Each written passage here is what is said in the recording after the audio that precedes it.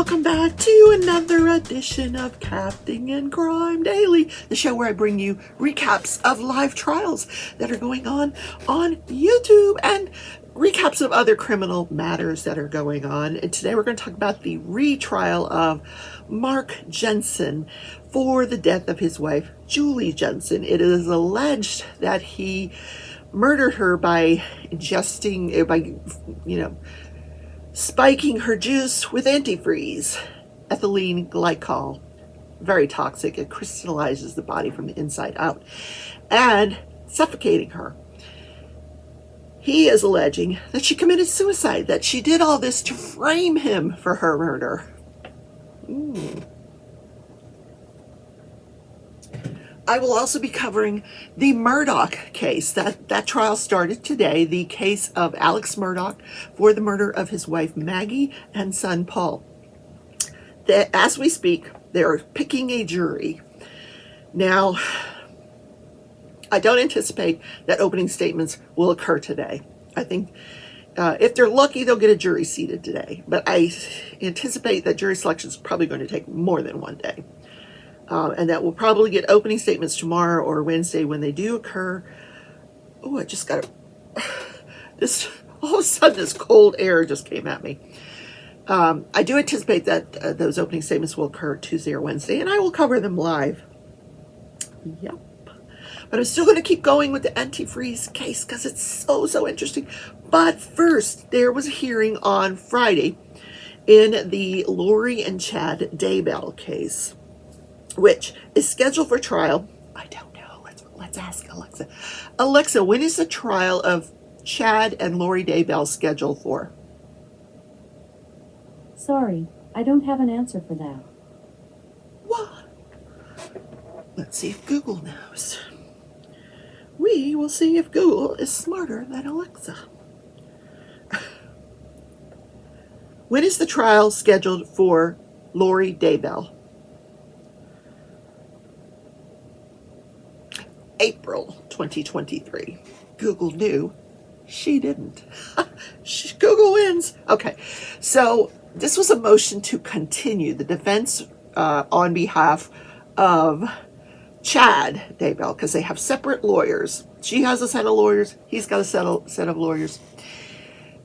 Chad's lawyers were asking for this trial to be continued for another year. Like, let's do this next year. I'm like, oh my God. And the reason was that they say that the prosecution's experts keep saying that there's new evidence. And the prosecution, when they were given a rebuttal chance, they said, no, it's not new evidence. It's just they're testing, I didn't understand the whole thing. Anyway, the judge, he says, I'm ready to make my ruling. Because they were arguing back and forth. And we didn't get to see any of this. This is just an audio tape because the judge is not allowing cameras at these hearings. I don't know if he's going to allow it for the trial. We'll see. But we got to hear the audio of this hearing. And the judge says, here's my ruling, and here's why I'm ruling this way. Because Lori Daybell has not waived her right to a speedy trial. At no time has she's been... she's not having a speedy trial because she keeps becoming incompetent. And while she's incompetent, it stops the clock. But when you ask for a speedy trial, the trial has to occur within 6 months. So she is still within that window, if you minus all the time that she has been incompetent to stand trial. Now, Lori and Chad are accused of the murder of her 2 children and the murder of Chad's wife. So Chad has waived his right to a speedy trial, but Lori has not. And he says, unless these cases get severed, which I'm not inclined to do that either, they've got to be tried together. Same set of facts and circumstances. So really it would be a waste of money to try them separately. I'm not inclined to continue this. Get, prosecution, whatever your expert witnesses have, get it to the defense. You got till April. Go. Hairy tongue today. Anyway. Okay. So let's put that on your calendar. April, this month, this year, April 2023, trial, Lori and Chad Daybell. All right, back to the antifreeze case. So on Friday, we were supposed to, first thing in the morning, hear the cross-examination of the forensic computer analyst. And that didn't happen. They postponed it. They put it off, pushed him aside, and said, we've got 3 witnesses who we arranged for them to be here today. They flew in or drove in or whatever. They're here from out of town, and they're prepared to testify. So the judge said, okay, and they were all brief witnesses. The first woman, she worked at the firm where Mark was a stockbroker. And her job was to answer phones. So she answered the phones, and she recalls that on December 3rd, the day that Julie died, Mark had called in that day and said he wasn't coming in to the office. Then later on, he called, and he actually said to her, "My wife, she's really sick," and he says, and I just don't know what to do. And she's like, "I think you should either take her doctor or take her to the emergency room." So we know he didn't do that. Then he calls later on in the afternoon and he says, "Can you put me through to his friend, Mr. Deering," who we've already heard Mr. Deering's testimony. So after that phone call, Mr. Deering comes out of his office and informs everybody that Julie has passed away, Mark's wife. And this woman recalls that the time that this occurred was between 2 and 3 o'clock. Now, the emergency workers doesn't get called till 4:32, which is very curious. In any case, the next person on the stand was another woman that worked in the office of Ed Klug. He worked in a different branch, but he is the gentleman that attended the conference with Mark and was hearing all these things that Mark was saying about poisoning his wife. Where was I on the diamond painting? I should be diamond painting. Okay, S 947. Got it. I'll be diamond painting. Just had to check and see where I was. So she was present when Mark came back from that conference. When Ed came back from that conference and related to the people in the office the things that he had overheard Mark saying at this conference, that you could look up ways to kill your wife on the internet and poison them. And so she recalls on December 3rd or 4th, whenever it was, they learned that Ed came out and he informed her, Mark Jensen's wife passed away. And her remark was, "Oh my God, he killed her." Now, this was a remark that was very contentious when Ed testified to this, and the judge had ruled that it was an excited utterance. Well, now, which is a hearsay exception. But now we got to hear it from the person who said it. Yeah, I said it. Yeah. Oh my God, he killed her. So, and the reason this is important is because defense is going to maintain that Edward Klug just made all this stuff up. It never happened. Mark never said these things. But the fact that this woman from the office corroborated Ed's testimony that, yeah, he came back from this conference and told us about this conversation. And then he told us that his wife died. And here's what I said when I heard it. So that gives a little credibility to Ed Klug's story. Then we hear from Perry Tirico. And heard is the operative word because he didn't want his face shown on camera. Like, he asked the judge, no photos, no video. I really would rather not show my face on camera. And the judge said that was not a problem. So he instructed the media not to film this guy. I really was dying to see what he looked like. I just was curious, you know. So he admitted that he was a stockbroker, worked at a different firm than Mark. He really has no knowledge of Mark. He says, I never wanted to know about Mark. I know that all I know about Mark from hearing from Julie is that, yes, he was a stockbroker and he did weird things. It was weird. But so Julie apparently worked at this firm that Perry Tarico worked at. And they had a brief affair. It was over a weekend. Mark was out of town. This is about a year after she gave birth to her first child, David. So about 91-ish, maybe 92, probably 91. She has him over for the weekend. Well, she invites him over for dinner. During dinner, she says, why don't you stay for the weekend? So they end up in bed, they have sex, and he stays for the weekend. And then when the weekend was over, she said, I'm ending it. I don't want to continue this. I think she was just feeling horribly guilty, because we can see that pattern, lend itself out over the next few years. She admits her affair to Mark, and Mark just makes her feel horrible about it for the next several years. So one of the things that happened that weekend was Julie showed him where Mark had been recording her phone calls, which he thought was very strange. And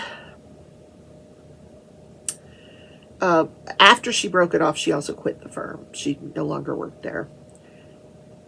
Then at a later point, he finds out that she had been receiving these hang-up phone calls and this pattern of harassment with the pornography over the next several years. And his boss came in to him and said, they're making this accusation that it's you that's doing this. And so his boss actually checked his phone, and he had not been making any of these calls. So they confirmed that, he wasn't the one making the calls. Now, this is before cell phones, guys. This is, so they could check the phone records and at the work and could see that it wasn't him making these calls. Very interesting. And that's pretty much it for him. Then we heard from another woman who worked also with Mark Jensen at the brokerage firm, and her job was to open all the mail. Now, Mark changed firms. He had two different firms during this 91 to 98 time frame. So she was at the first firm when all that harassment and pornography stuff was going on. And some of the claims were that some of these photographs and letters and emails would come to Mark's employer, to him through, at his work. And he would come home and he'd show them to Julie. Oh, look what was left look what I got at work today. And she said that she never opened any mail. That was pornographic. That just didn't happen. Never got any. And that was her job. She opened all the mail. Which lends itself to the version of, that Mark was the one doing this. Yeah. And even Perry Tarico said, I wasn't the one doing it. I wrote a letter to Julie. She asked me not to ever contact her again, but I wrote her a letter and I told her, I am not the one doing this. He says, I even moved to North Carolina at one point, which is 14 hours away. I didn't drive 14 hours to drop off pornographic stuff on her husband's truck at his work, or drop letters. I didn't do it. And, but I think I know who did. And they're like, who do you think did it? He's like, oh, Mark did it. Okay. Then we get to hear from Aaron Dillard, the Jailhouse snitch. And why is he in jail? Because he's very similar to the guy. Last night I watched this Dateline episode. It was 2 hours long, about this guy who would meet these women on Match.com or, some on the internet. He would meet these women, and he was a good looking guy, and he had all these different professions. Sometimes he would say he was a doctor, a lawyer, an Indian chief, whatever. And they would believe him, and they'd start going out with him. And during those relationships, he would steal their information and open credit cards in their name and run up all these bills. Well, this Aaron Dillard reminded me of him because that's what he was in jail for, fraud. He had this special skill where he would induce people to give him money, and then he would never pay it back. And yeah, so probably women.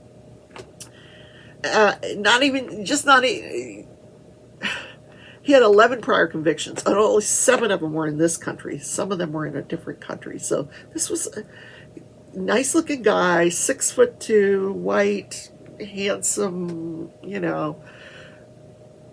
nice build. Yeah, he was whatever. Okay, so he gets into jail on this particular occasion. He's incarcerated, and he's in the Waukesha County Jail with where he meets Mark Jensen. And he was in this cell block where there were 6 cells. So a couple of them were 1-person cells, and the rest were 2-person cells. And then he met Mark in the day room. He was not a cellmate of Mark. So he said Mark was in a 2-person cell, but he was not his cellmate. And he also said you were not allowed to go into other people's cells. If you did, you would get written up, and it would go on your file, and all that good behavior you would build up to get out early would go away. And so he, they knew you don't go in other people's cells. So when he met Mark, and when you first meet somebody, he knew who Mark was because it was all over the news at the time. He's being tried for. And this was 2007, right before the trial. But right after, Ed Klug had come forward, because Ed Klug came forward in 2007 with this story about the conference where Mark told him, there's, if you look on the internet, the howtokillyourwife.com, and you can poison your wife with antifreeze and ethylene glycol and all these things. So he knew who Mark was. So he goes up to Mark and he says, "Hey, you're pretty popular, and your face is all over the news." And so Mark right away says, "Oh, this Ed Klug, he's full of shit." So they strike up a conversation. What are you in for? What are you in for? And they start talking, and he says, he says to Mark, he says, you're going to be really screwed with this Ed Klug if he gets people in his office to corroborate, what he's saying, which is exactly what happened, what I just finished talking about. So Mark goes and gets the transcript of the testimony of Ed Klug from a revocation hearing, because when this information came out about when Ed Klug finally came forward in 2007, Mark was out on bond. He was out on a $500,000 bond, I think, $500,000, yeah. And he'd been out. And during that time, he'd remarried the woman he was having an affair with. They had a child.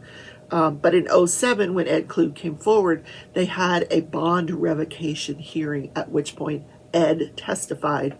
This is what I heard him say. At that point, Mark's bond was revoked. He went into prison, and he has never left prison since then. And then it's in 2008 that his first trial occurs, and Ed Klug says what he has to say on the stand. So he's telling all this to him. He's showing them the transcript. This inmate says he took the transcript of Ed Klug and he went into his own cell and he sat and read it. He said, I read it for a good hour, and then they had a few different conversations about Ed Klug. And during these conversations, this Aaron Dillard gained Mark Jensen's trust. And he was trying to give him defenses, and Mark had told them, they've lost the toxicology reports, and he says, well, you can challenge that, and if you challenge it, you can get that thrown out, that evidence thrown out, and blah, blah, blah. So he was trying to help him, or that's what he was alluding to gain his trust. So he gets Mark's trust, and he finally induces Mark into telling him what happened. He tells Mark, listen, if you killed your wife, just tell me, get it off your chest. And he said it seemed like Mark really wanted to talk about it. This was maybe 3 or 4 days into him having met Mark Jensen. So he indicated that, number one, he told Aaron Dillard that, I really screwed up when I told Ed Klug what I said at the conference. He says, I got drunk. I never should have said all that stuff to him. So he's admitting right there that he said it. Then he says that on the prosecution wants to argue that there was Benadryl mixed with antifreeze, which is ridiculous. I would have had to put a huge amount of antifreeze in there. No, that's just, so apparently that didn't occur. And we know that didn't occur. He was just giving her the antifreeze with the antidepressant, Paxil, and the Ambien that he went and got. But anyway, so he also told Aaron Dillard that he was trying to make this look like she had committed suicide, and that he was going to tell everybody that her family was crazy, and that there was a history of suicide in the family, and they were all on antidepressants, and so was his wife. And so he also told Aaron that the children had said on the day she passed away that, Mom's really sick, why don't you call an ambulance? And he had told the kids, listen, when you get home from school, if she's still not feeling well, I'll call. But he didn't call. So what he said happened on the days leading up to her murder. He tells Aaron that he had tried to poison her on the day of that conference when he went to talk to Ed Klug back in November. He had given her Librium, Benadryl, St. John's wort, and antifreeze in some juice, and she just vomited everywhere. So it didn't work. But then in December, he tries it again, and he said she was acting drunk and jumping up and down on the bed. So apparently did not sleep at all that night. So the next morning, he goes to her doctor and tells her doctor, you put her on this Paxil, and she didn't sleep at all, and can we give her something for sleep? And the doctor gives Mark a prescription for Ambien. So Mark gets that filled, 10 pills, takes it home, gives his wife the sleeping pill, the Ambien, with some juice and antifreeze. But the night that she was jumping on the bed, he actually takes her over to the computer and shows her the side effects of Paxil. So he's convincing her that, the reason she's acting this way is because of the Paxil. Then the next day, when she starts taking the Ambien and the antifreeze, is when she starts having breathing issues. He said she did throw up a little bit. Then the following morning, now we're on December 3rd, was when she started breathing really terrible. And this is all stuff that he's telling Aaron Dillard. She was breathing raspy and really, it's just breathing really bad. So he talks about the boys, and he said, after he reassured them that he would call the ambulance after they get home from school, he takes them to school. Then he told Aaron that he had something to do with a client. Then he goes back home, and when he sees her, she's breathing a little bit better, so he turns her from her back to her side to see if that helps improve the breathing, and then he turns her onto her stomach, puts her face into the pillow, and then sits on her back.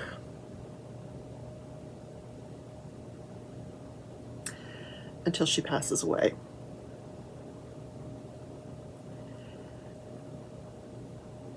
Now, nobody's contesting that Aaron Dillard is a liar. That, he commits fraud for a living, and that he is going to better his circumstances in the prison by giving this testimony. But what he's saying fits with the evidence. It fits with the autopsy. They couldn't figure out, how she passed away from this ethylene glycol. There was evidence that she was suffocated, but they didn't know how that had occurred. And now they had an explanation for what the medical examiner, the marks he had seen on her body. So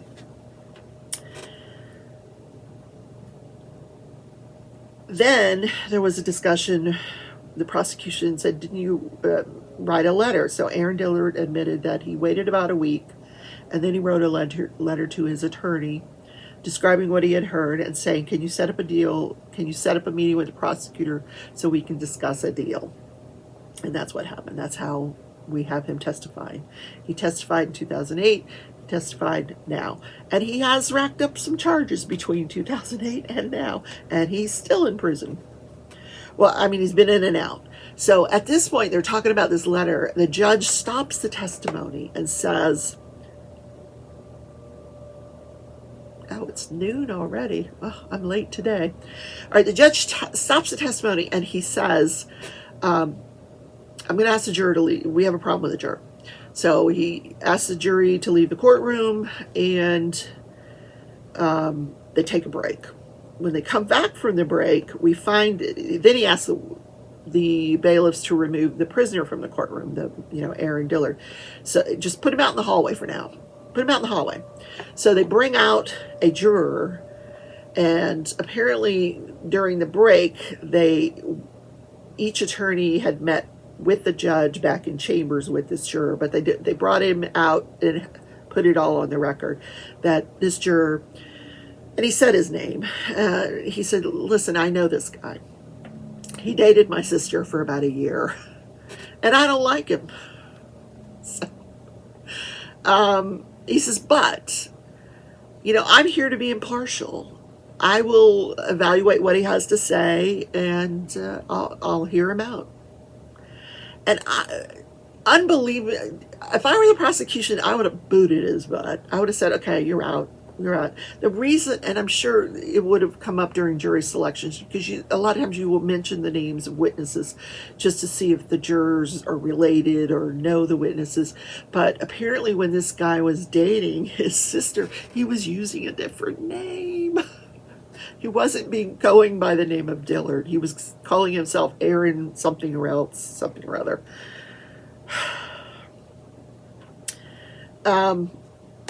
Yeah. So the prosecution said, I don't have a problem. He can be a juror. And of course, so the judge asked the defense, you got any questions? They're like, oh, no, we're going to keep him. Of course you're going to keep him. He doesn't like the guy. But the prosecution said, but can you instruct this juror not to tell the other jurors his relationship with this witness, or talk about any of this? And so he did instruct that juror, please do not mention that your sister dated this guy. We're just going to keep all that quiet, okay? This may all come back to bite everybody in the butt. Yeah. I would have said, bye, sayonara. I would not have had him on my juror. Because he's going to get in there when they're deliberating and say, hey, this guy's full of shit. He's I don't know. I found him to be credible, but, this is what this guy does. He induces people to trust him, and he, so can you believe anything he says except that what he's saying fits the evidence? Now, The defense is going to maintain that somehow this guy got into Mark Jensen's cell and had access to all of the case materials.